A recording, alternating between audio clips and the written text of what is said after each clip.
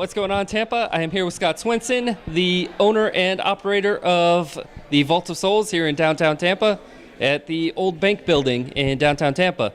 So, Scott, tell us a little bit about this event. Well, the event is called the Vault of Souls, and it is designed to be an evening of elegant fear. It's a way for grown-ups over the age of 18 to celebrate Halloween. And the coolest thing is it's actually based on the history of this building and of downtown Tampa. So the building that the event starts in opened in 1923 as the Exchange National Bank. And we took that concept and created a mythology surrounding it, so that the owner or the president of the bank, a gentleman by the name of James Arthur Griffin, who, by the way, was the original president of the Exchange National Bank, discovered that his clients needed something more than just a place to hold their worldly possessions. They needed a place to store their souls, just in case they were afraid their afterlives would not be quite as pleasant as their lives in this plane. So what Griffin did was he worked with local psychics of the time as well as the shaman of the Creek tribe and developed a repository for these souls, or a vault of souls. And according to the mythology, every year since 1923, the social elite of Tampa have gathered to go through a ritual so that they may guarantee themselves a place in that vault. So, last year I went through the vault, and you had told us that it was more of a haunted performance than it was a haunted house. This year we went through it, and you guys went leaps and bounds above what you had done last year. And I would say that it had more horror elements than it did last year. Would you now classify it more as a haunted house, or would you still say it's a haunted performance? I would still call it a haunted performance, but I think where we've improved is I think we've actually added more theatrical elements to it. There is still no blood, guts, and gore. There is still no chainsaw wielding crazy person who chases you into the gift shop. It's not that. It never will be that. There are very few people who jump out and say boo. It's designed to be creepy. What we try to do is create an atmosphere that the performers can interact with the guests, and that the guests can feel free to explore on their own as well. So I still don't think, it still breaks all the basic rules of a standard haunted house. They always say stay on the path. Well, there is no path. You explore on your own. They always say don't touch anything. Well, we say the opposite. Touch everything. Pick it up. Read it. If you can find a key that opens a lock, open it. There's something cool inside that will help you understand the story better. And then you also hear, well, don't worry, they can't touch you. Well, the spirits at the vault will touch you, and they won't grab you and throw you to the ground, but they may, brush their hand against your face or your arm, or guide you, offer you a hand to lead you in a certain direction. So it is still, in my opinion, much more of a theatrical performance, because it's, first of all, non-linear. Not everybody experiences it in the same order. And it's also, you don't have, 1,000 people in front of you and 1,000 people behind you pushing you through, and nobody with a flashlight waving you on. So I think it has elements and some of the same technology, but it's used in a very, very different way. So it's sort of like saying, is it an oil painting if it's a river, or is it an oil painting if it's an apple? You're using the same oil paints to create very, very different experiences. This is true. So let me ask, for the people who did come last year, what have you done differently? What can I look forward to coming to see that wasn't here last year? Something that kind of justifies coming back. Whereas, what have you done different? Well, we made the decision very early on that instead of taking the story and making it wider, we would delve deeper into the same story. The example I used at the very beginning when I was trying to share some of the new characters and some of the new rooms and ideas was, it's sort of like when you take a very thick soup and you stir it. Certain things come to the surface while other things go deeper into the background. I think that's what we did this year. We did change several of the rooms in the basement. We added more live performance in both the Arrival and the Gin Joint and the Reader's Clearing. So we've tried to really play up the theatrical side of it and the performance side of it. There's also some technical wizardry that is there that wasn't there last year. I think that the overall, we understand a little bit better how to create the right lighting ambiance for the guests. So it's not just a dark basement. It has a lot more focus, and I think we are able to guide the guests through the stories a little bit more. I think one of the guests tonight, and this is the first night that we've had people other than us experiencing it, one of the guests tonight said something that really hit home for me, and I'm very, very proud of this comment. She said, "It's more nuanced this year.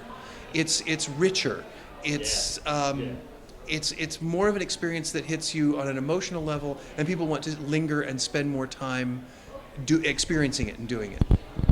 And I would agree with that. Now, my favorite part of the vault and what made this one of my must-hit haunts is the fact that you get the story. You know how somebody dies within seconds. You get the backstory. You get an idea of who these people are, and you can delve deeper into these stories, and the longer you spend with them, the more you know. Now, was this something that you were intending on going for, or did it just kind of fall into place when you guys started the vault? The experience that you've had is exactly what we were aiming for. Now, the way we got there is a little bit unconventional. I wrote the basic story. I wrote what we call a venue flow, which is sort of like it's part outline, part script, part narrative of what's going on in the room. But a lot of it comes from the performers themselves. You know, I'm a firm believer that 90% of a director's job is done when they cast. Put the right people in the right roles, give them the direction, tell them what success looks like, and then get out of their way, see what they bring to it. When we rehearse, the performers actually bring so much of their own ideas to the table because these are characters, they're not playing characters, they have to live as these characters for extended periods of time. And with multiple people seeing them, sometimes 3 and 4 times a night, because, you know, guests will explore rooms and then come back to them, and you have to make sure that the characters aren't just caught, you know, checking their cell phone or, you know, having a cigarette or having a drink or something like that. No, they're living these characters. So I really rely heavily on the actors themselves to bring a lot of that richness and backstory because they need to have ownership so they can continue to maintain these characters. And I agree. Now, I know that you were responsible for starting Howl Scream over at Busch Gardens. Do you prefer doing Howl Scream type events with a big corporate budget and the kind of lacking the creative control, but having that budget to follow it? Or do you prefer kind of going your own way and kind of making things happen on your own? Well, there's pluses and minuses to everything. My 15 years working at Hollow Scream were wonderful, and I had a phenomenal time doing that. There's always advantages and disadvantages. Working with the Vault of Souls and working with the Wilson Company specifically, which is the matriarch company for the event, has been just such a breath of fresh air for me and such a gift because, again, they've given me a lot of creative freedom. Things don't have to necessarily go all the way up and down a corporate chain, but there's always going to be some sort of structure in whatever you do, especially if it's going to be successful.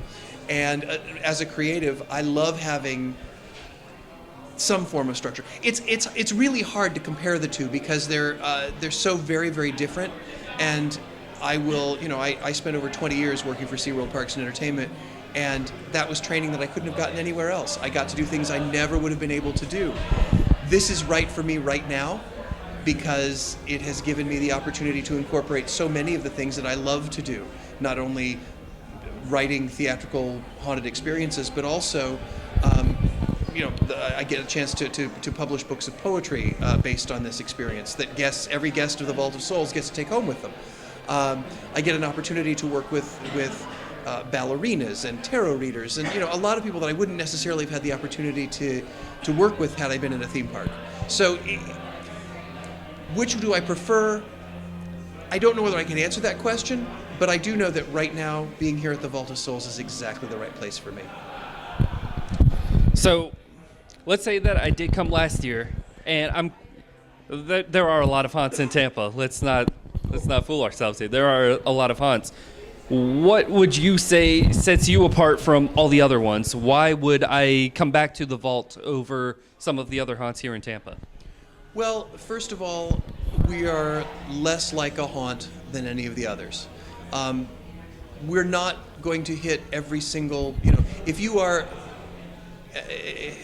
stereotypically speaking, if you are in high school and you want to go out with your friends and you want to scream and you want to see the characters that you've seen in movies or see the characters that have been created for these slasher haunts, don't come to us.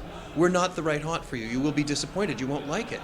However, if you are an adult who wants to experience something unusual, something different, something targeted specifically for you, then the Vault of Souls may be exactly what you're looking for. Well, thank you, Scott, for having us. And this was by far leaps and bounds. And I do put the vault at my top from last year.